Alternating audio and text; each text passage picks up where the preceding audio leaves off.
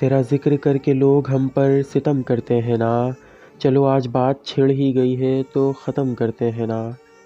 चलो माना बहुत मसरूफ़ हो, मेरे लिए वक्त नहीं, पर ये न कहना मुझे ऑनलाइन देखने का भी हक नहीं।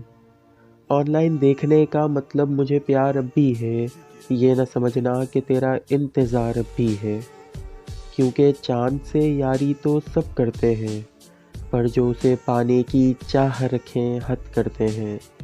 तुझे देखकर अब भी सुरूर आता है, तुझे अपना सोचकर भी गुरूर आता है। फिर ये सोच का मकान जब भी गिरता है और ये दिल हकीकत की सीढ़ी चढ़ता है। भरी महफिल में बेआवाज़ सा हो जाता हूँ, अपने तकिए में मुँह गाड़ के सो जाता हूँ। पर नींद में भी तुम बाज नहीं आती, इतना बुलाने पर भी पास नहीं आती। मेरी बंद आँखों से पानी टपकने लगता है, फिर उठते ही ये बंदा बहकने लगता है।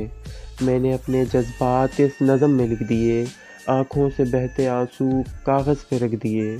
ये दर्द सुन के लोग मुझे शायर कहते हैं ना, मैं नहीं सुनता पर ये आवाज़ देते हैं ना। तेरा ज़िक्र करके लोग हम पर सितम करते हैं ना।